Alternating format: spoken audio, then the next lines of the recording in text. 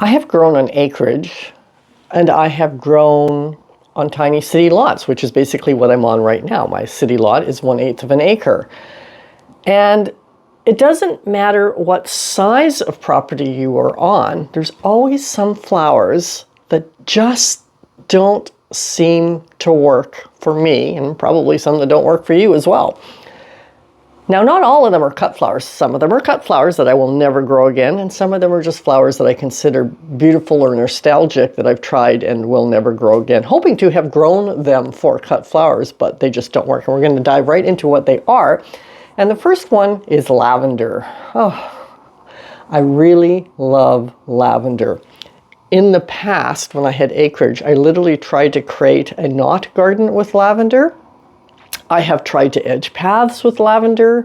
I have grown them as a border. I have grown them in pots. And if there's one thing that is very consistent, is that they get really leggy in their second year, no matter how much I shear them back. Now, I don't know if it's the way that I garden or just the picture perfect images that you see online are not the reality of things, but I cannot get my lavender to look good. They always look raggedy.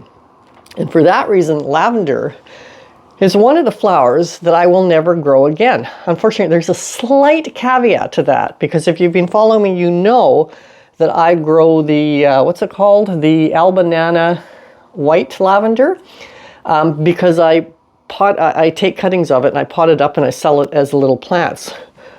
But the two of them that I have that I take my yearly cuttings from are growing in a corner of the garden that absolutely nobody sees. They're completely surrounded by things that are taller.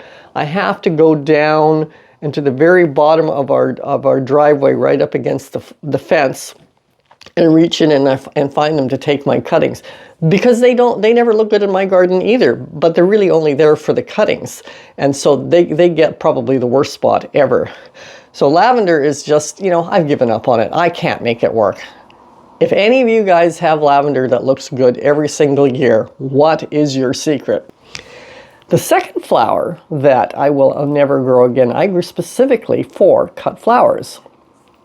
And I grew it because other flower farmers seemed to love it.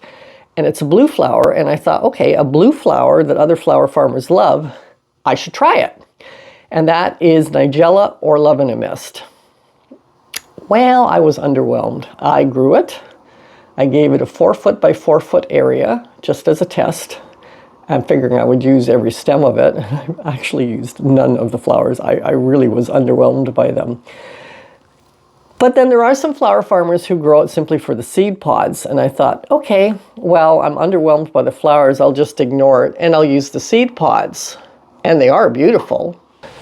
Beautiful as they are a pain. I mean, the stems on them are quite brittle. So again, I didn't use them in any bouquets because they were just annoying me. So I left them on the plant and they dried, which is what you saw in the photo that I had just put up. Now, the issue with the dried ones is they're even more brittle than when they're living. So I did do, that was the year that I did do dried flower arrangements. But even then, I didn't really use them. I just found them really brittle and annoying to use and time consuming. And I don't even do dried flowers anymore because of the high humidity climate that we're in. It just takes too long to dry things. I cannot dry them inside. My husband has allergies to flowers. So I was trying to dry them in our garage, but they would literally take a couple of months to dry and take up so much space. And it just, again, time consuming and not worth the effort. So dried flowers are completely off the chopping block for me, except for my Globemaster alliums, because they're just, you can just use them on their own. You don't have to arrange them in flowers, and they dry really quickly. You just stick them in a bucket and ignore them, and they will dry. They don't even have to hang. So those are the only things that I will still dry. Now the next flower is another one that I grew for cut flowers, and it's a perennial, and it's another blue flower, and it's beautiful, those little spikes of blue, and that is Russian sage. And the thing with Russian sage is, as beautiful as it was in the garden, and as beautiful as it is in bouquets, I don't know why, but it smells absolutely horrid to me. I cannot handle the smell of it. It is just something I can't go, and it's when it's cut. And of course, if you're arranging or doing anything, it's on your fingers, it's under your nose, and it is so unappealing to me that it is not something that I ever want to use in making bouquets, because I practically have to not have to hold my breath when I'm using it. It's that bad of a smell to me. And so that's Russian sage. I don't even know if I mentioned what it was. That's Russian sage. Absolutely stunning perennial. And I know a lot of people grow it, so it must not be everybody that gets the scent that I get when I grow it. It actually smells like cat urine to me, which is like, clearly unappealing. But it does look beautiful in bouquets and flower arrangements. I mean, look at this arrangement. It doesn't compete with, but it pairs so beautifully with the red astilbe that's in this arrangement. And then it's got the poppy pods, and I've got pink bachelor buttons in this bouquet. This is definitely taken a few years ago, because there's pink bachelor buttons in there, which I have not grown for several years. This was probably the year I did the farmer's market, because I did a lot of flower arrangements in that year that I was selling at. Clearly it would be a lot of years ago, because I don't grow Russian sage anymore. But also in this bouquet, you can see I've got a red sunflower that has some interesting little yellow striations in it, a white night sunflower, there's a gold one in the back. I've got it looks like a lacehead hydrangea down near the mouth of the vase. And those look like they are just sunflower leaves in there as well. But it's beautiful. The Russian sage is absolutely stunning in an arrangement. And I did double check. I made this arrangement. I think it's the only one that I made, because I had cut some to use and realized I could not stand using it. And I put the arrangement aside and asked a number of people if they could smell it, to see if they could smell what I was smelling. And nobody else did. So don't take this as a carte blanche of this is what Russian sage smells like, because nobody that smelled it for me had that same reaction to it that I have. So that's just something that I know there are some other people, because I've mentioned it years ago in a video, that I don't like the smell of it and what it smells like to me. And there was a few comments of people that said that that's what it smelled like to them as well. So it might be like cilantro, where it affects some people and not others. Don't really know. But anyway, it is not coming anywhere near my property ever again. I did pull them up and compost them, because yeah, no. So the next flower that I will never grow again is a little sad, because it's very nostalgic for me. It was something that my mother had in her garden when we grew up, and it lined the paths, and it had little blue domes of its green, and then little pink flowers coming out of it, which is why it's called pinks, or dianthus. And I loved them when I was a child, and I'd like walk the path from our road up to our house. Because where I grew up in Vancouver, we had, our garages were all at the back of the house, because we all had alleys. So from the front of the house, you literally just had a pedestrian path up to the house, and it was bordered with the pinks, and it was so beautiful. I loved it. I never grew it when we had acreage. I don't know why. Not a clue. Can't come up with a reason why I didn't grow it then, because it is very nostalgic for me. But when we moved on to this tiny urban property, I thought, it's a small property, it's a small plant, and we were planning on putting, when we bought the property, we just had the driveway coming up from the road, but we were planning on putting a pedestrian walkway or gate, and then a walkway up to the front as well. And I had envisioned lining them with pinks like my mom had done. So in advance of that, because that took a few years to get to that point, I had bought a few plants thinking that I would try and propagate them to increase the amount that I would need for that. Just as I do with lavenders when I was growing lavenders. Except that when the first year that I grew it, I was really disappointed. I found it really underwhelming. I just was like, what? Maybe when I was shorter and closer to the ground, they just seemed larger to me, but I found them really unimpressive as an adult.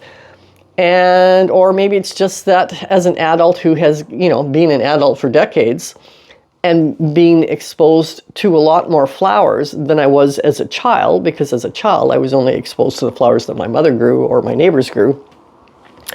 And maybe that's why it was no longer such an impressive flower to me. I don't know, but it was really disappointing that again, it was just one of those things where it was like, I don't care about this one way or the other. I didn't dislike it. I didn't like it. Much the same as with the Nigella. It was just an eh. So I did not propagate it and grow more plants because it was so underwhelming to me. And this is important to know, just not what cut flowers you're not going to grow, but what actual flowers just for enjoyment you're not going to grow. Because you may not always be a cut flower grower. You may decide, when you're 80 years old, that you're only going to dabble in flowers for your own enjoyment. And it would be good to know what flowers create enjoyment for you once you're that age, because you don't want to start figuring it out at that age. The next flower is one that is going to surprise a lot of people, and that's roses. I'm one of those people who can't get past the thorns. I really do not like the thorns on roses. And one of the reasons is I do not wear garden gloves. I garden with my hands. And I'm in there everywhere, and my mind's usually wandering off doing other things in my head while I'm just methodically doing what needs to be done for maintenance in the garden. And when I have grown roses, I go in there to do my pruning, completely forgetting about the thorns because my mind is completely elsewhere, and I always get thorns in my hands for that reason. I remember if I'm cutting back brambles, like my neighbor's brambles come over the fence, and it's like, okay, those got thorns, be careful. But for whatever reason, the roses I always forget. When we had our 5 acres over in Cortez Island, there was a few beautiful, very mature, probably heritage roses on that property. Thorny as thorny as you could possibly get. And they were absolutely beautiful and stunning. They were mature, so I was not going to pull them up. But I also barely pruned on them because I didn't want to go near them. But the property was so big and they weren't right around the house that I could just ignore them and enjoy them from a distance and let them do their thing without pruning them at all. And because they were heritage roses, they didn't really need it. But yeah, I will never grow roses because I don't foresee having acreage where I could do that again. And I can't get past the thorns. So there, I will never grow roses. I've had friends try to convince me otherwise, and it's like, no, I'm not growing roses. I don't like dealing with them. So then we're going to move on to a flower that I have tried to grow twice. And it has really annoyed me that I haven't been able to grow it because I think it is beautiful. I tried it on Cortez in a dry rock garden, and then I discovered that apparently it doesn't like dry soil. So I actually just tried it. It's a bulb, and I planted it in the fall of 2024, and I planted it in, according to what I read online, the perfect conditions for it. And I still didn't get a single one up, and that's Meleagris, or checkered lily Fritillaria, and it's a beautiful, beautiful little spring flower. But I've tried it twice. I mean, I planted 200 bulbs of it back in the fall of 2024, and I didn't get a single one coming up. So it is, tried it twice, once in not the conditions it likes, and once in the conditions it likes, and in both cases, 0. Not even 1. It doesn't like me. So I will never grow that again. And then we're going to move into another one that is really nostalgic for me, and that's wisteria. My mom had a beautiful wisteria growing up against the back of the house where our back staircase was, which was a 1-story staircase, and she grew it up the staircase, sort of underneath it because it was open underneath, and then along the little back porch that we had there. And I remember just absolutely loving the wisteria. It was so beautiful. And then I lived in, smaller places because Vancouver, we lived in condos. And then we moved to Cortez and we had 5 acres, and it had a mature wisteria. And I was so excited because, I do love wisteria. And it was mature and it was absolutely beautiful. And I was so excited about it. And then, you know, then I realized the reality of it is the amount of pruning wisteria requires to keep it in check is just astronomical. And I am not willing to put in that kind of time to prune it, to keep it looking good. My neighbor below me, she has one. She has it growing over a freestanding four-sided arbor. It looks great when she prunes it. And as soon as she prunes it, it starts sending out its big long shoots everywhere and looks like a mad scientist that needs a haircut again within about a couple of weeks. It is just untamable. And I'm not willing anymore at this time in my life to grow things that require a lot of maintenance just because I like the way they look. So there is no way I will ever grow wisteria again. If you're enjoying my channel and you've enjoyed what I've had to say, please give me a thumbs up and subscribe if you haven't.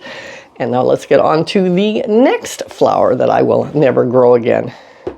So this is an interesting one. This is one, it's a bulb again, and it's a bulb that I got free. It was a promotion put on by our Campbell River Garden Center that they put on in the spring. If you spend X amount of dollars, you get a package of these for free. And I didn't think anything of it. I didn't actually know that much about it. It's the Acidanthera Peacock orchid. It looked pretty on the package, so I thought, oh, this will be fun to plant. So I planted it. Not thinking much about it because it wasn't something that was ever in my list of things that I wanted to try out. And in fact, like I said, I didn't know anything about it, but I thought I'd grow it. I thought it looked pretty. But the problem with it is that when it comes up, yeah, it's pretty, but it hangs its head down. So you never actually see inside the head. You just see the underside of the flowers, which are just white, little white drooping things. And they make good cut flowers. But they hang their heads. They look like they're wilting practically. So I never used them. I never even bothered to dig them up because you're supposed to dig them up because they won't last our winter. And I didn't care because it was another one of those ones that I was just completely underwhelmed by. So I got the bulbs for free. I tried them out, and yeah, no, not worth even the effort of digging up and planting them again. And this was at a time when I hadn't fully fledged out what I wanted in my cut flower beds because I don't have that much space. So, but it was closer to the beginning of it. So had I liked it, there would have been place for it to keep it. But even then it was like, no, I'd rather try out other things because that was just too underwhelming. So the next cut flower, it is a cut flower that I will not grow again, is one that actually a lot of flower farmers love. And that's yarrow. I bought several different colors of yarrow, and I've grown them over the past few years. They're starting to fizzle out and need replacing because they seem to only have a certain lifespan time.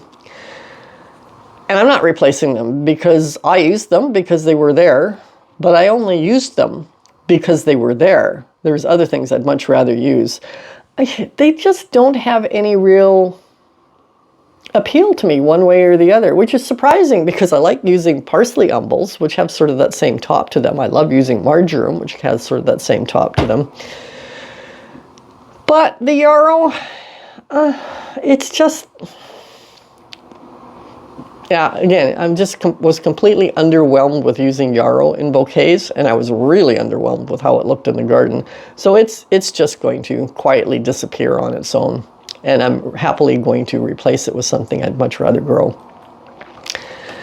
So then we move into something that grows really well on my property and is lush and beautiful and bright and large flower heads, and that's the Shasta daisy.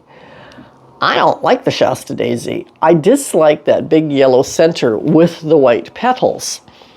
Now I grow white sunflowers with a black center, or I grow the white light sunflowers. They don't have a bright yellow center like that. And their petals aren't actually as bright white as the Shasta daisy either. I dug up the Shasta daisies that were on my property because they were spreading and taking up too much room, and I really, this was a few years ago, and I really wasn't wanting to use them. So I put them in pots, and I put them on the shadiest side of our house, and they still thrive there. They just seem to thrive in the environment of my property. And I would use them in past years because I needed them. But last year was the first year where I looked at all these stems, and there was a lot of them because each one of those pots just pumped it out.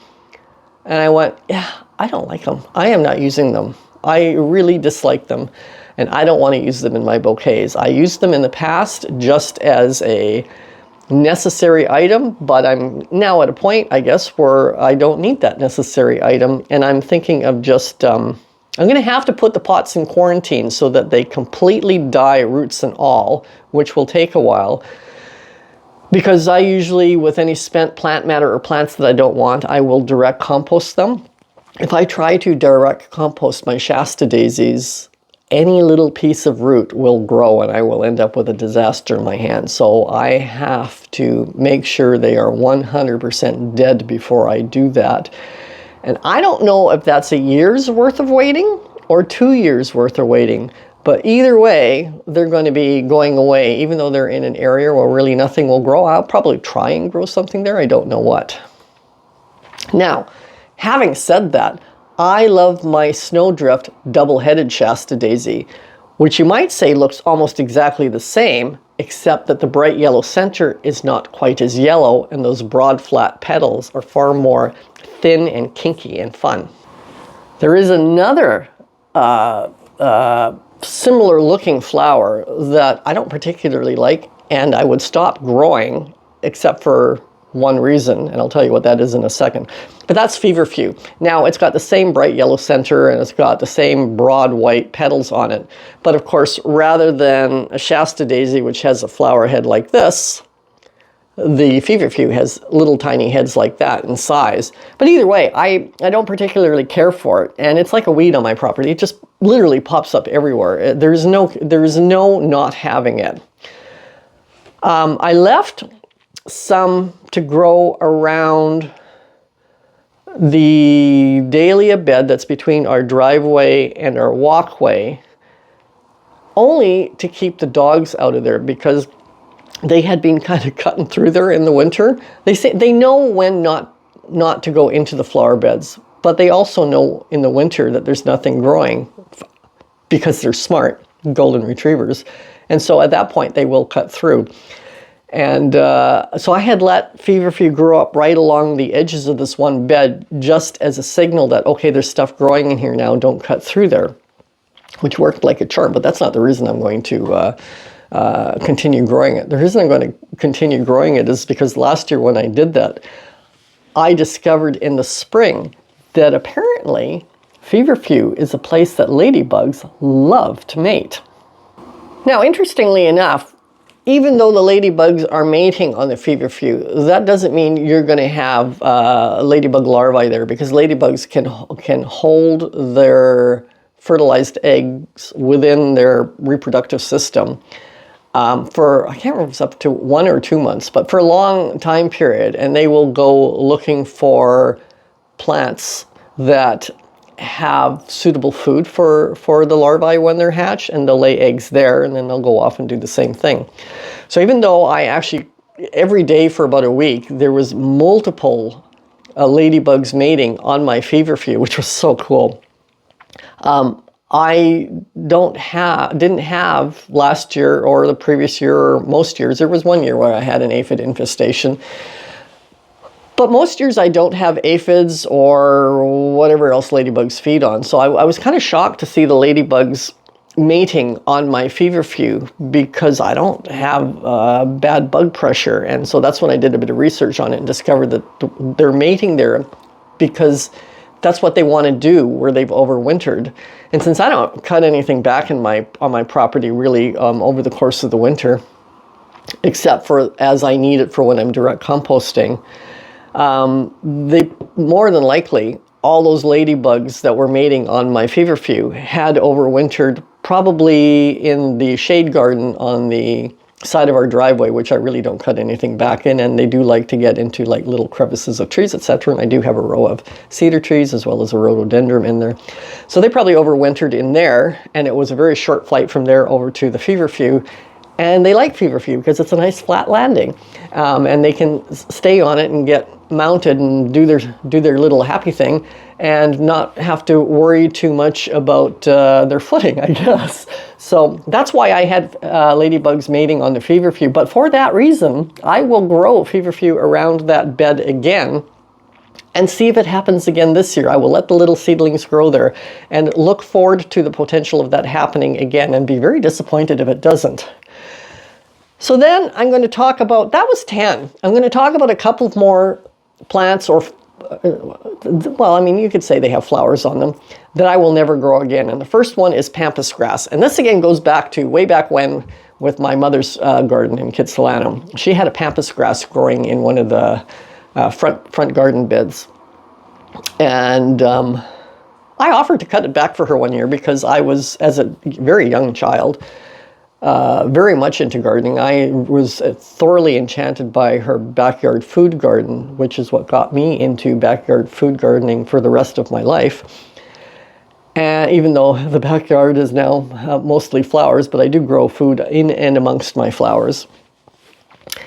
And she said, you know, she didn't really want me to cut it back, but I insisted. And so she told me to be really, really careful, because if you don't know this, the blades of grass in pampas grass are like double-edged swords. They are dangerous unless you're being really, really careful. Don't ever put your hand in there, because you'll get sliced up all over the place with it.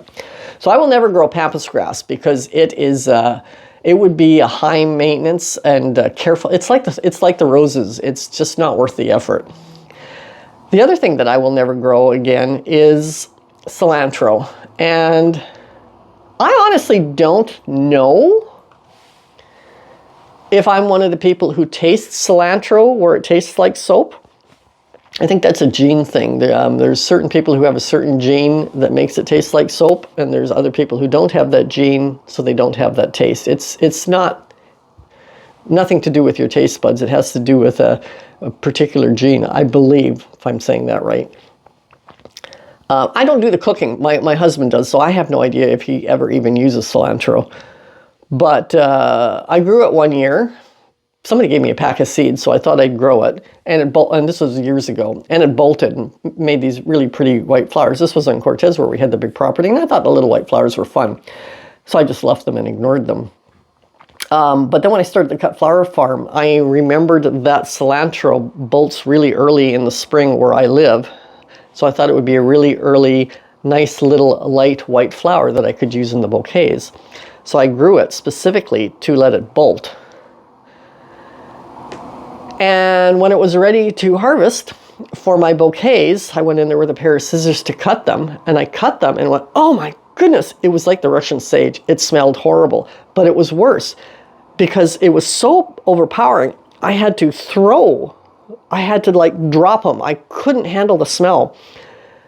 And then it was on my hands, and I had to go running inside and wash my hands because I was still being overwhelmed by the smell of the cilantro just by having held just a few stems in my hands. It was so powerful and so awful. So I will never grow cilantro again.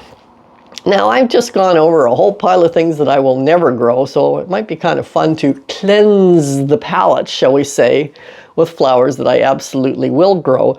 So, if you haven't, check out this video up here. It's my top 10 flowers. See you next week. Bye. Thanks for watching.